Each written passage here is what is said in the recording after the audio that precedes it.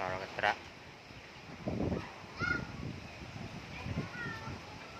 cho cái trạ khăn này được bọc bọ khăn đây nó to lắm ngon ngon khăn này